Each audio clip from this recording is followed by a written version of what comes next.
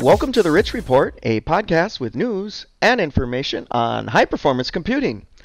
Today, my guest is from the UberCloud. We have Wolfgang Gentzsch, and Wolfgang is the president and co-founder of the company. Wolfgang, how are you doing? Thank you, Rich. Thank you for the invitation, and thank you for this nice introduction. I'm really fine, and I hope you're fine as well on your side. Oh yeah, everything's going great over here in Portland, Oregon. But we're talking all the way from Portland to Germany, I suppose. Where are you today, Wolfgang? So today I'm in Regensburg, which is 1 hour north of Munich. And we have a beautiful spring day, sunny, 10 degrees Celsius, so it couldn't be better. Oh, terrific. Well, good.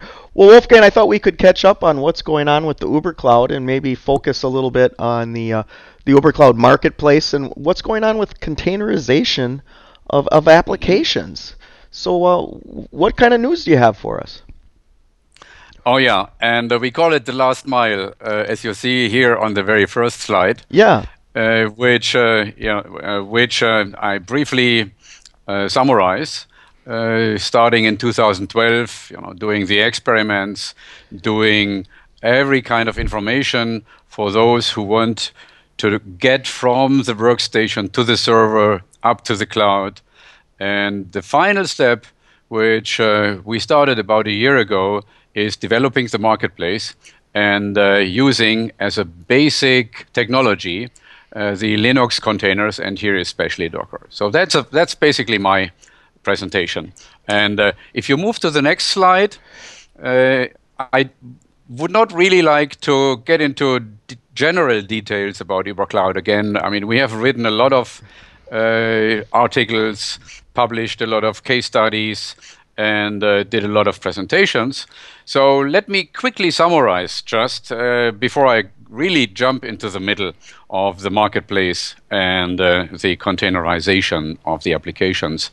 So in summary, what we do is we enable companies to build, deploy, and consume compute and data-intensive application as a service. In fact, it is all about doing simulations, designs, products better, faster, and cheaper. And in the next couple of slides, I will get into more detail what that means. As I mentioned before, we started in July 2012. So Burak Yenier, who is our CEO now of the UberCloud Inc. Incorporate, and myself, we started the experiments with the sole purpose to learn more and, in fact, more concrete about the HPC Cloud challenges. In the meantime, we have done 166 experiments with altogether, in the meantime, 54 cloud providers, over 80 software providers, and a lot of open source application software as well, and hundreds of experts. Altogether, in the meantime, over 2,500 participants in these experiments alone. We are mainly addressing the computing scenario of an engineer or a scientist. And these scenarios usually, most of them use workstations for their simulations. Some of them use servers, and only very few, for now, they use clouds. And they all face some kind of pains, which we found out in the experiments. For example, workstations are often very limited. In fact, 57% of the end users say their workstation is limited. Servers are very expensive, and only less than 10% can afford servers because of the quite expensive total cost of ownership. And yeah, clouds are new. It's a completely new paradigm for not only the end users on the one side, but also for the providers on the other side. And the nice thing is, in the experiments, everybody was able, and still is able, to learn about these limitations, the cost, and how to tackle these new opportunities. And after about, I would say, 70 to 80 experiments we did, we believe we found the solution, which is using Linux containers to containerize the applications for the UberCloud marketplace. And that will be my topic in the next 10 slides or so. Okay. So we worked with quite a few sponsors who were really kind to accompany us, some even really since the beginning, like Intel. And we also have a lot of partners, as you see here in that slide. And already we have about 34, 35 customers in the very early phase of the experiments and the marketplace, who provide us with some regular financial support as well, to be able to move on with in the order of 5 to 10 developers taking the containers, which are basically made for the enterprise market, now one level higher into the HPC CAE engineering scientific market as well, with additional bells and whistles, which are very important and necessary, especially when you do high-performance computing in the cloud. So the next slide, shows the benefits of high-performance computing in the cloud. And these benefits, in the meantime, are very well known. You get an HPC system at your fingertip, even if you just have a workstation. There's a full HPC system somewhere in the cloud waiting for you on demand when you need it. And it is not upfront cost, it is pay-per-use. So whenever you use it, you pay for what you use. And there is a lot of business flexibility. For example, you can scale resources up and down as you need them. You can increase resources when you have larger, bigger runs to do faster, and you can reduce them instantly when you're done. And finally, there is low risk with working with multiple cloud providers, because when one cloud provider does not really support your specific requirements, you can easily, through the containers, move the whole container to another cloud provider. And very finally, then, the nice thing with clouds is a cloud provider who wants to be competitive, to stay competitive, they have always the latest and greatest technology. Not often when you buy your own server, obviously, because then you stick for a year or two, even if you regularly upgrade. But you're always running behind the technology development. Okay, and the next slide certainly shows also the challenges, because HPC in the cloud is very new. Not all the challenges have been resolved so far. And when you look in the discussion forums, like on LinkedIn or so, our engineers and scientists still deeply discuss these challenges. And very often, however, they use arguments which are in the meantime 2-3 years old, and which have mostly been reduced or even removed by new technology. Again, new technology like the containers. So let me run quickly through these challenges. I already mentioned it's a completely new business and working paradigm. We have to get used to it, obviously, and it is quite different. Yeah? But you will see that containerization removes that difference completely. You have the feeling as if you are working on your own desktop, although you work in the cloud. So cloud expertise is needed. So that's at least what people tell you, which is no longer really true. You will see that. With many of the existing clouds, yes, but with new technologies, no. The access to clouds is cumbersome. So that's what many people believe. And in the early days of the experiments, indeed, that was true. It took us 2 to 3 weeks to get onto a cloud to get our applications finally up and running. And then is the big question, which cloud is right for me? as you have seen, we have 54 cloud providers. So how can an engineer or scientist decide which of these cloud providers is best for them? And so we have a matching algorithm with your requirements, then we match the best suited resource provider automatically, by the way. So the next one is losing control over your jobs and data. Obviously, that was true until recently, because you send your application and your data in the cloud, and then you have no clue what happens, right? You hope very much that you get your final result back in time, but the details very often are very, behind the curtain. The next one is security, privacy, trust in the service provider. This is something which the end user successively has to build up, over 1, 2, 3 years.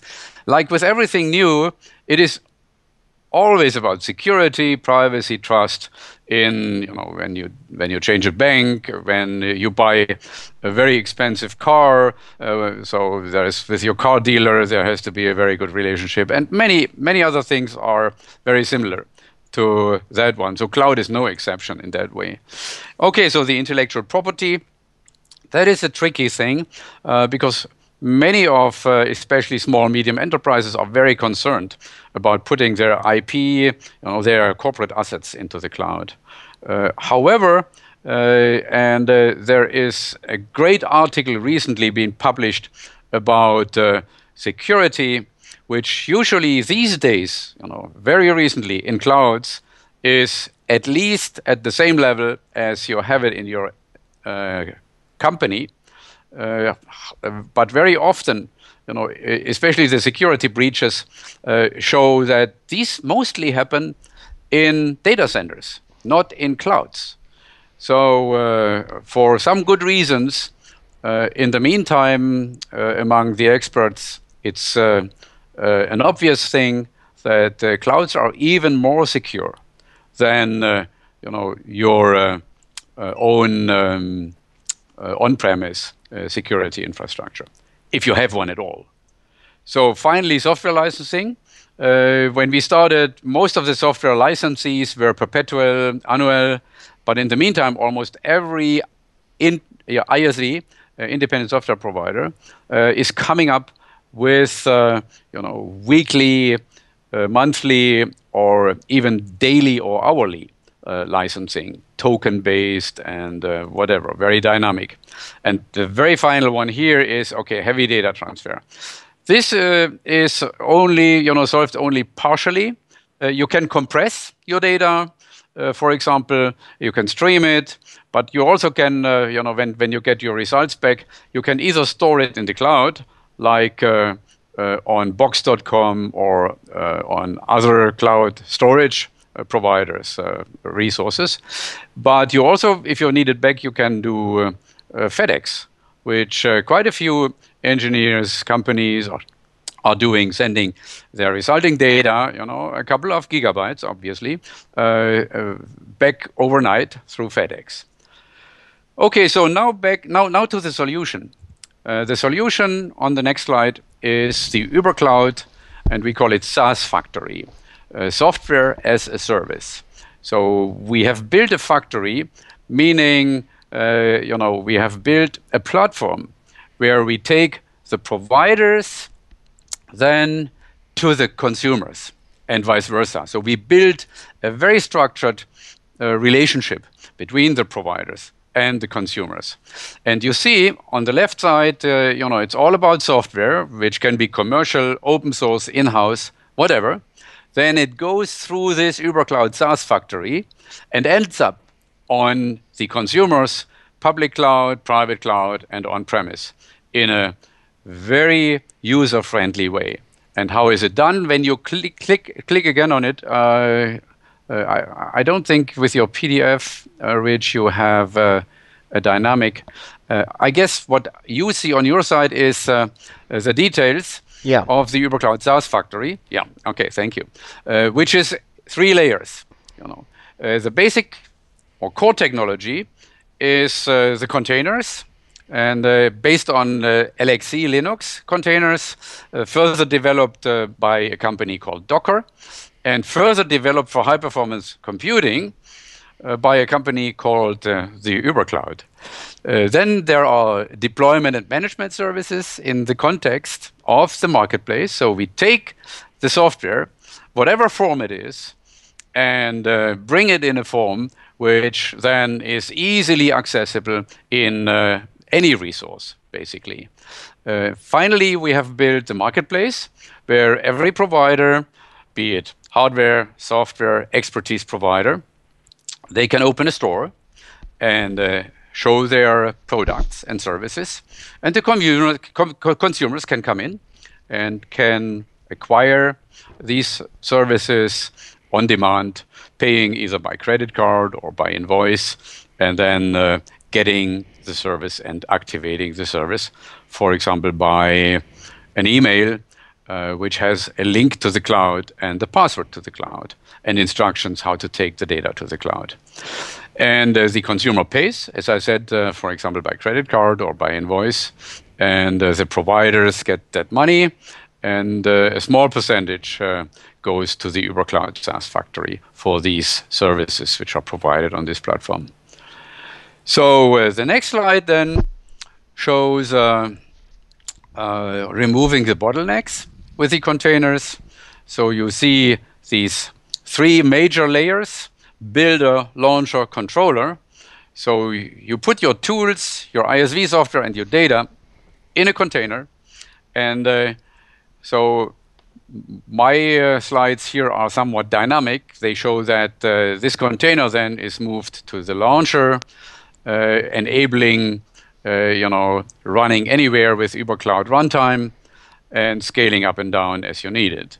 The upper layer is the controller, which we have developed into these containers, which allow you to collect granular usage data, provide logs, and do monitoring and alerting and reporting about anything you want to know.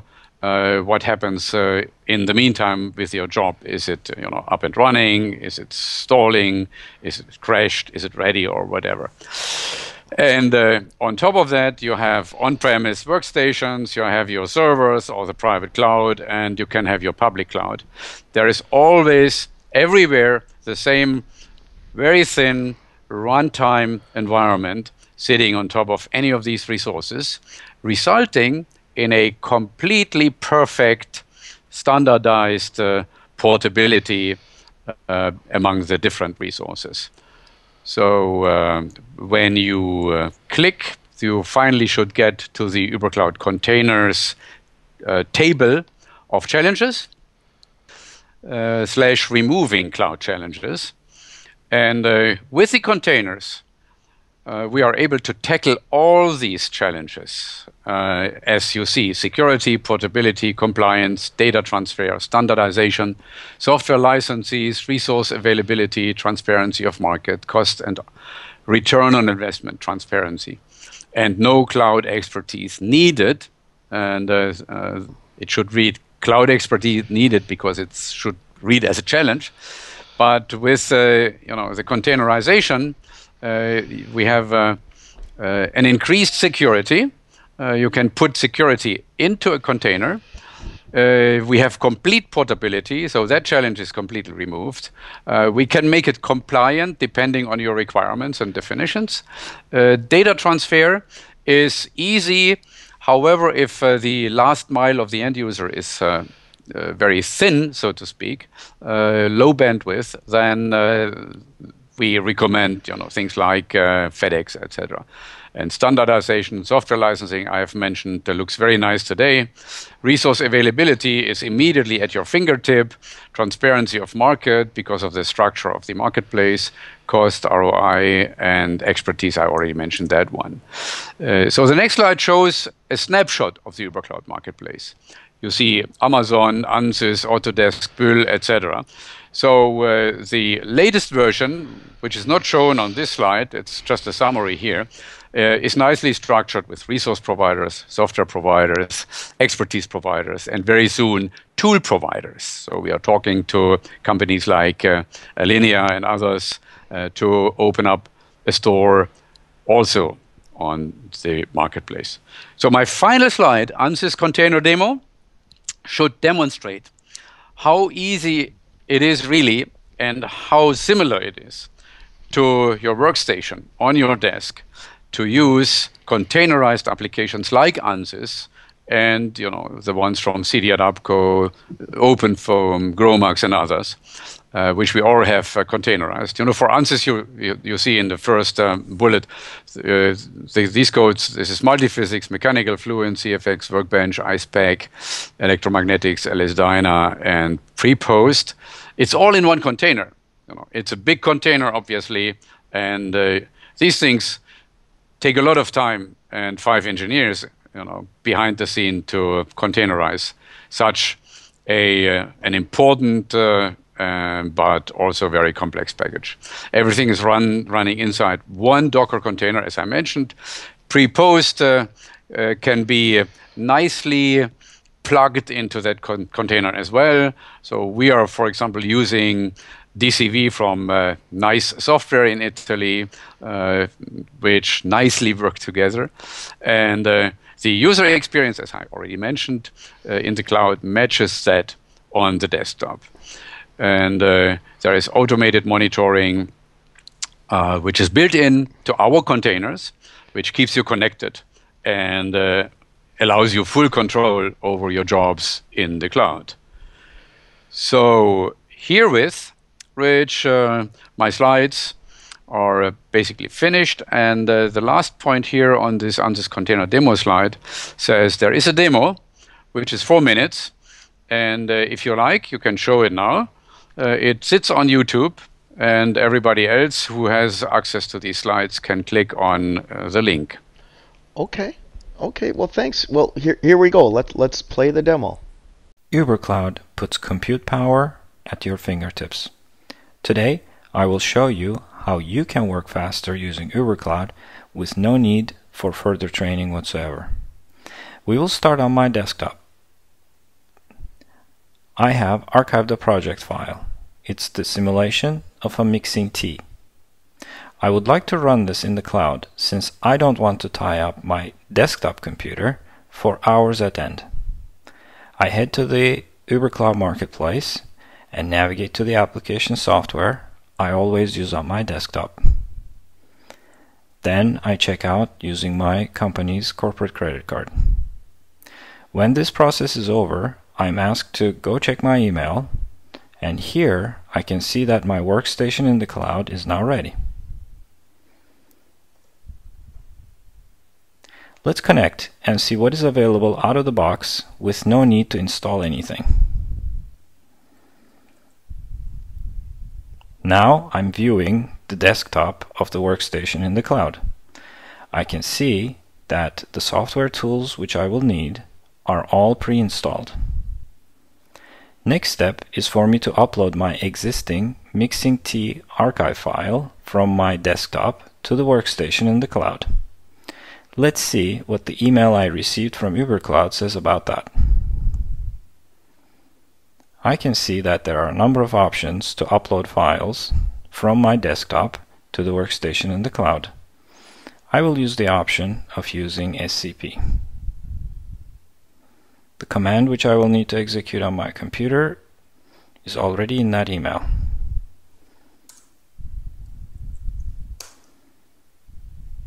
After entering my username and password, I can see the file being transferred over.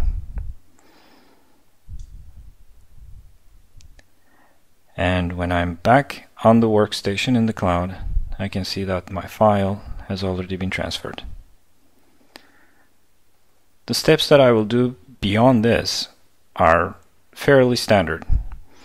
I already know how to use the software tools that I need to use for this job because they look exactly the same as they do on my desktop. I'm going to now open the file which I just uploaded, and I would like to see it right there on the workstation in the cloud. Great. So now with the preprocessor, I can see in 3D view the model which I uploaded. I'm going to make a slight change to my model before I run the simulation.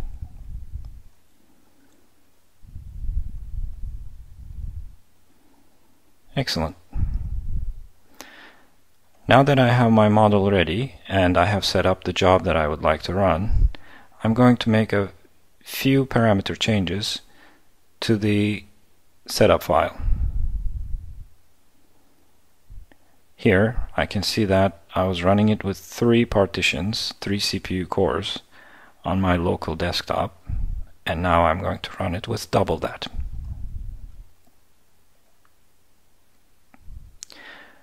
Okay, so now my simulation is executing. I can see the progress of the solver, and when the job is complete, the results will be saved locally on the workstation in the cloud. And I will be able to see the results through the post-processor and make a determination whether these are the final results I need or if I should run the simulation one more time with different input parameters.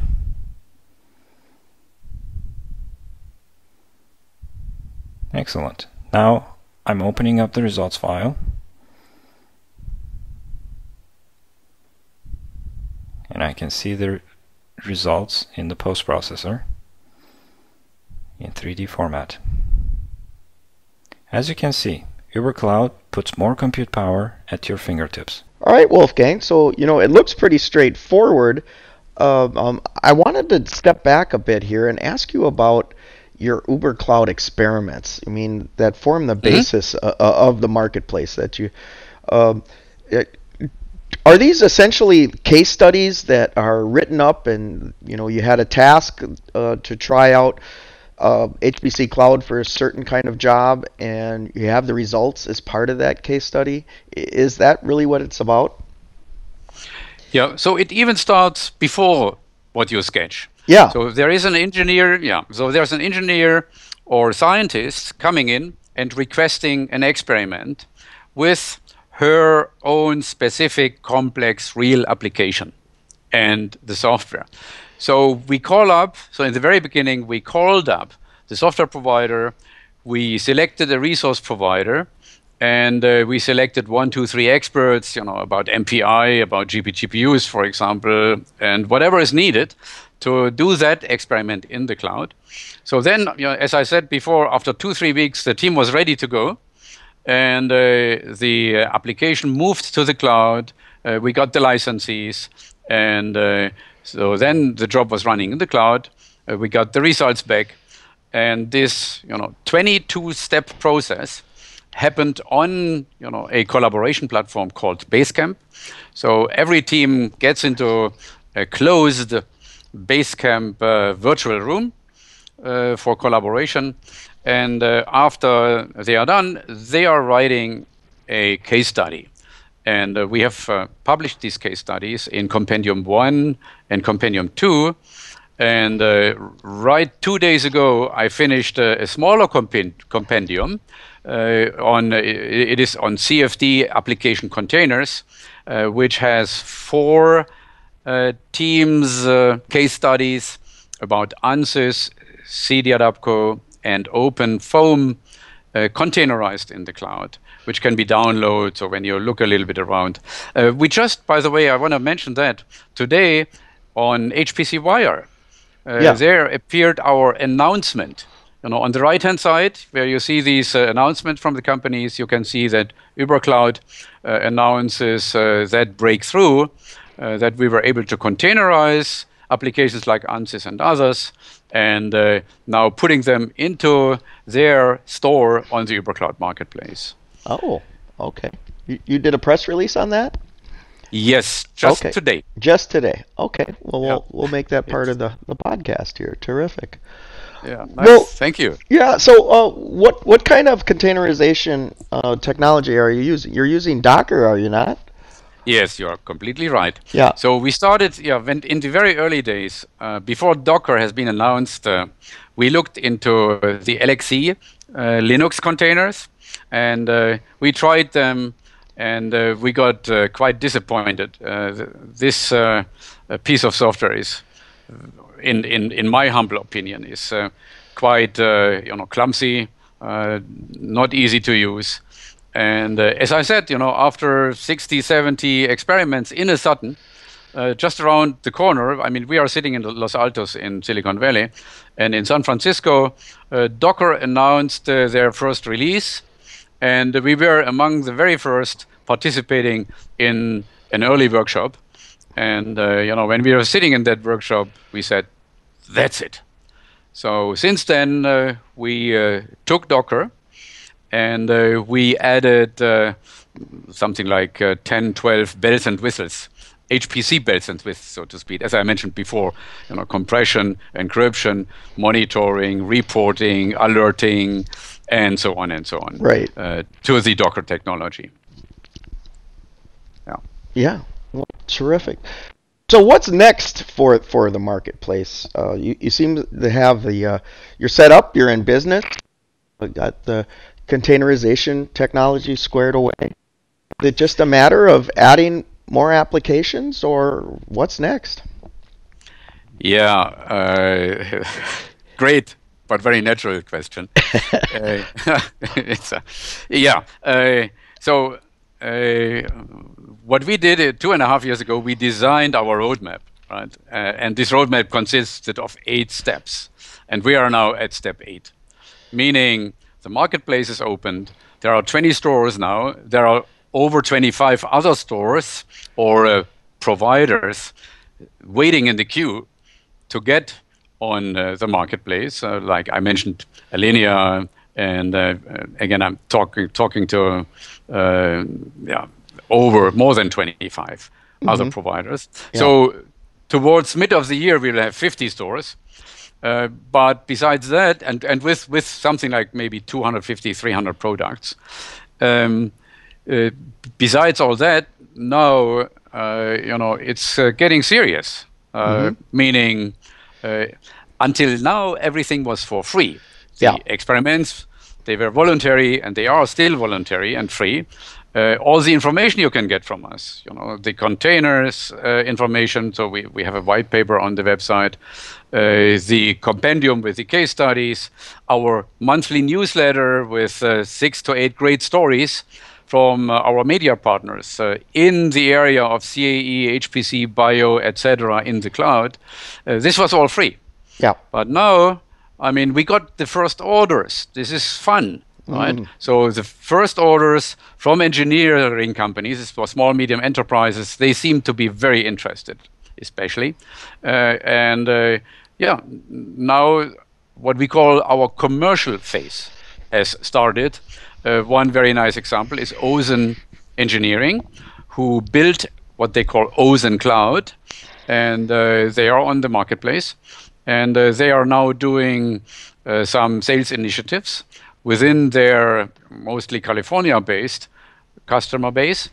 And so we are doing this now with other ISVs, software providers as well. Okay.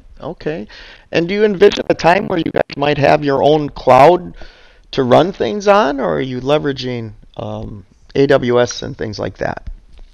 Yeah, the latter. Yeah. I mean, there are so many great cloud providers already out there. I mean, you mentioned AWS. Yes. You can also mention Nimbix, Compute, Bull, and SableCore, and many others. Yeah. As I said, we have 54 of these in the marketplace.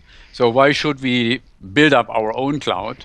And by the way, get in competition with our friends. That would not make sense at all. Right. We are really, the broker platform. We are the marketplace for the providers as well as the consumers. Terrific. We call it shopping mall. Right? Shopping mall. So how? I mean, how easy is it to get signed up and start kicking the tires on this, Wolfgang, at the marketplace? Yeah. If you like, send me an email.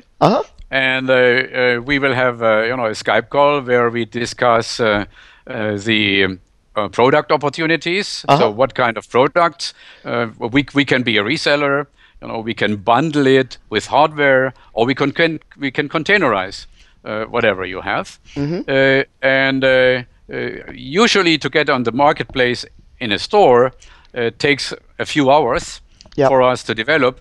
But there is quite a few preparational work. The products have to be discussed and designed and nicely crafted and put into a store.